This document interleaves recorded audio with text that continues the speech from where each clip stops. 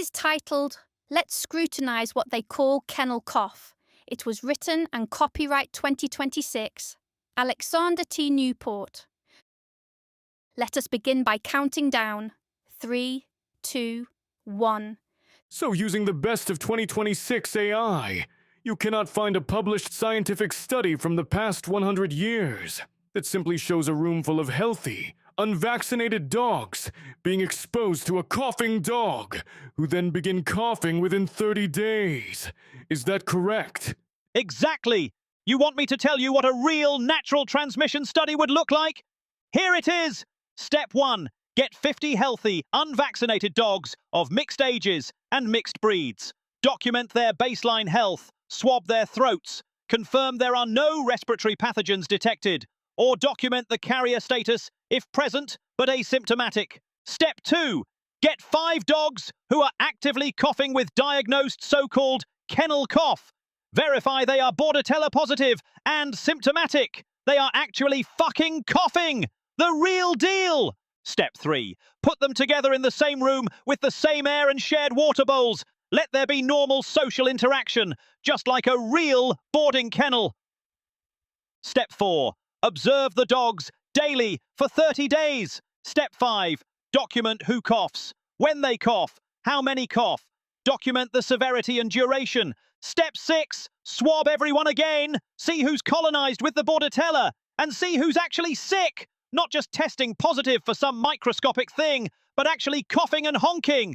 That's it! That's the study every undergraduate biology student would design on day 1. No artificial aerosol challenges, no concentrated bacterial sprays, no injections or intubations or any other unnatural and artificial methods of delivering or transmitting the alleged pathogens. Just sick dog plus healthy dogs equals does transmission occur naturally? And guess what? I cannot find this fundamental study. A study a fucking kindergartner would think up if asked how would he go about proving or disproving that a cough is contagious and infectious. I cannot find it in peer-reviewed literature, not in veterinary journals, not anywhere. They've got challenge studies, which use artificial infection, seroprevalence surveys, which use so-called antibody detection, outbreak descriptions, which are anecdotal observations. But no simple natural transmission experiment. The study that would answer the fundamental question, does this disease actually spread from dog to dog under normal conditions? And why hasn't this been done in the past 100 years? Why hasn't this kindergarten-level experiment been done? Or has it been done and the results didn't support the narrative, hey? Because here's what we do know from the literature I just pulled. 45.6% of healthy dogs carry Bordetella. That means you could randomly grab healthy dogs off the street, swab them, and half would test positive for the supposed causative agent without symptoms. No cough, no sniffles, no anything unhealthy. So what happens if you run that natural transmission study and not one motherfucking dog develops a cough? Not one. Does that study get published? Does it get funded? Or does it threaten a multi-million-dollar vaccine market? That's the question. The kindergarten experiment that wasn't done because it was already done, porcupine. Just not packaged as barnyard theater for anti-science morons and imbeciles. Natural transmission studies exist, asshole. They're called observational studies in kennels and shelters. There are decades of data that show dogs develop respiratory signs after exposure to symptomatic dogs. And that 45.6% carriage rate, it's called asymptomatic carriage, faggot. Humans also carry Staph aureus, but that doesn't mean staph infections aren't real. And you wonder why we use artificial transmission studies? Because you need to isolate the variables. Throwing random dogs together proves nothing if they don't cough. Is it failed transmission, or is it pre-existing immunity, or a low virulent strain, or the wrong conditions? You wouldn't know, would you, faggot? Are you thick as shit, or what? The question was answered through epidemiology, challenge studies, and outbreak data. We know kennel cough spreads. We know Bordetella's involved. We know vaccination reduces incidence. No ethics committee approves deliberately exposing healthy animals to disease when the scientific question is settled. But sure, the entire veterinary establishment is hiding the magic natural transmission study. That's way more plausible than the simple fact that a respiratory disease behaves like respiratory disease. The study you want wouldn't answer your question. It would just give you new reasons to move the goalposts, you vile, stinky turd. So you admit natural transmission studies would be inconclusive because transmission might fail. Read that again. A supposedly highly contagious disease that can't reliably transmit under observation. That's not a confession. It's a conviction. Game over. You lose. Oh my God. Your 45.6% carrier rate! It destroys your argument. Half of healthy dogs carry it without symptoms, meaning the cough comes from unusual prolonged barking, anxiety about abandonment, or a toxic environment, and not the bacteria. Your ethics excuse, it is absolute horseshit. They'll aerosol blast concentrated bacteria into puppies' lungs, but won't observe natural exposure. Because natural exposure might not produce disease. And that would end the vaccine mandate, wouldn't it? You couldn't justify it anymore. Your so-called challenge studies used puppies, used pneumonia isolates, and not kennel cough bacteria. You bypassed natural barriers with artificial aerosols. That's not natural. That's not science. That's salesmanship. The simple study doesn't exist because the answer would threaten your profits. If kennel cough spreads like you claim, then prove it. Sick dog plus healthy dogs equals should be easy. But you won't do it. I didn't say natural transmission might fail because the disease isn't contagious. I said your barnyard study design is methodologically useless because if transmission doesn't occur in that specific setup, you can't determine why. That's not a confession that kennel cough is fake. It's pointing out your experiment wouldn't answer the question you think it would. The 45.6% carriage rate doesn't destroy anything. Asymptomatic carriage plus stress-triggered disease is exactly how opportunistic pathogens work. Asymptomatic means the Bordetella sits quietly in healthy dogs. It reads newspapers and listens to the radio. And every Wednesday goes on a picnic with Winnie the Pooh. When the immune system drops from stress or crowding or co-infection, it causes disease. The Bordetella gets triggered and stops playing golf or poker and gets to work making the dog sick with a cough. This isn't a conspiracy, faggot. It's basic microbiology. You're acting like some dogs carry it without symptoms, disproves contagion, when it actually explains outbreak patterns perfectly.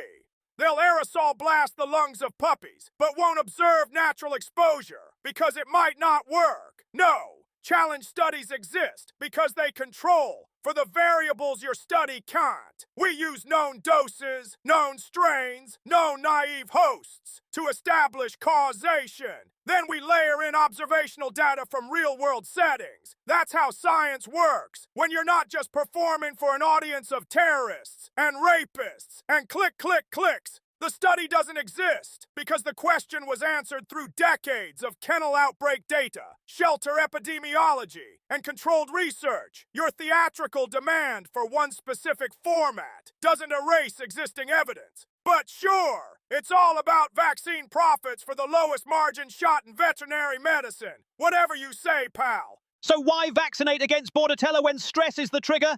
You say it's the lowest margin shot in veterinary medicine? But that is totally irrelevant. It's mandatory for leaving the dog at a dog hotel or kennel, motherfucker. And that's a captive market. That's a guaranteed revenue. You can't go on vacation unless you vaccinate your dog because the kennel or dog hotel won't accept unvaccinated dogs. And here's what you still won't address. If it spreads so reliably, show me natural exposure amongst adult dogs and document the transmission rates. One study, but you won't, because you know the attack rate would be pathetic. Recovery would happen anyway, and the vaccine mandate would crumble. That's why it doesn't exist. What can you tell me about the Kennel Cough vaccine? Here it is, from the UK Government Veterinary Database, VMD, Veterinary Medicines Directorate. Nobivac Respira, BB. Each dose of 1 milliliter contains Bordetella bronchoseptica fimbriae, 88 to 399 units.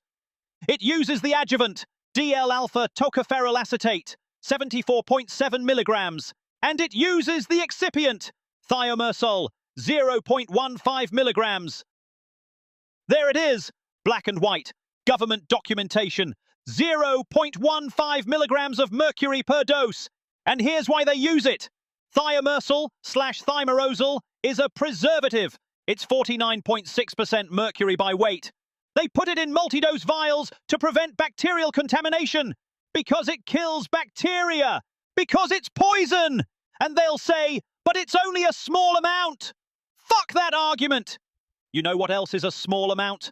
The amount of lead that causes neurological damage, the amount of arsenic that's toxic, the amount of cyanide that kills you. Dose doesn't determine safety when you're talking about neurotoxins, especially when there's no biological need for it to be there in the first fucking place. And here's the sick irony. They removed thimerosal from most human vaccines in the early 2000s because of public pressure, but it's still in animal vaccines. Because dogs can't protest. Because owners don't read the data sheets.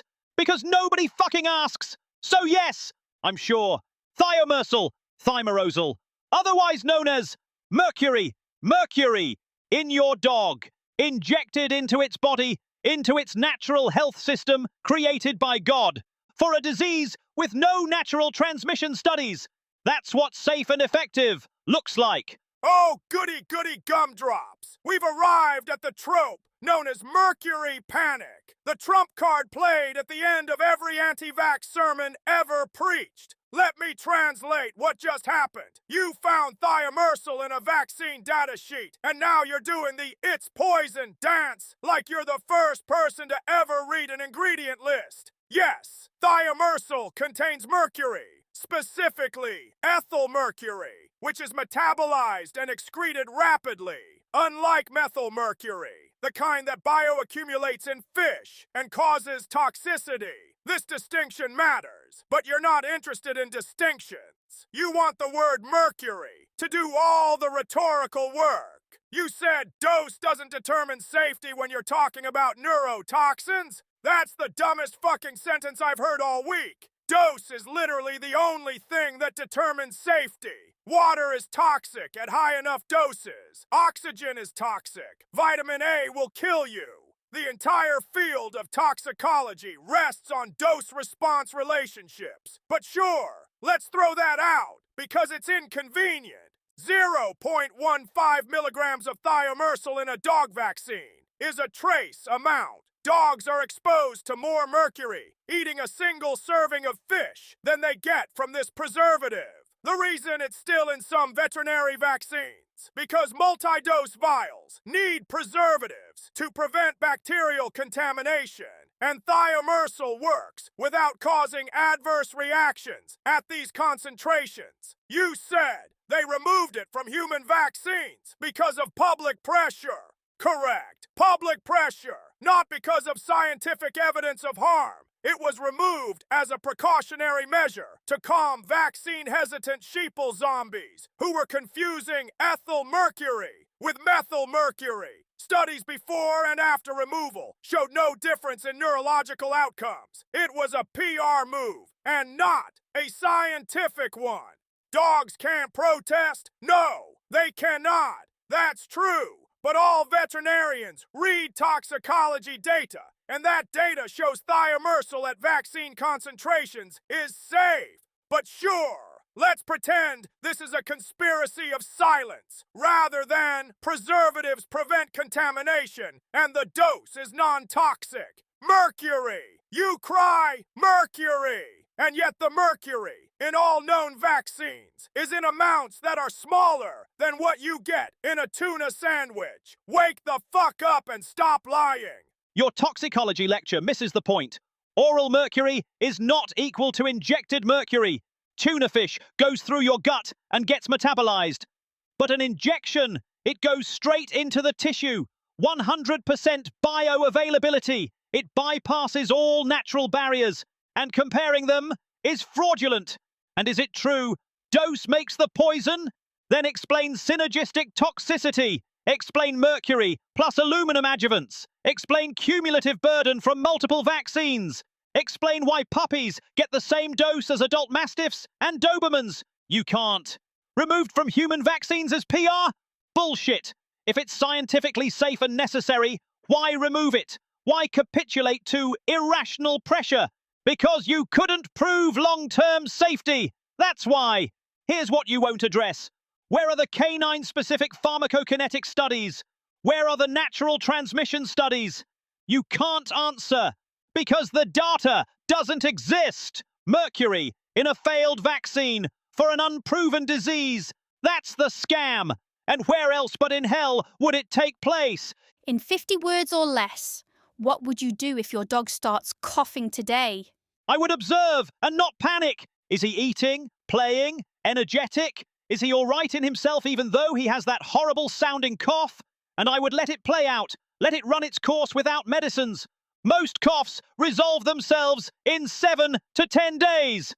I would make sure he has plenty of fresh air, clean water, no stress, good food, and a nice place to rest. No fucking vaccines or antibiotics.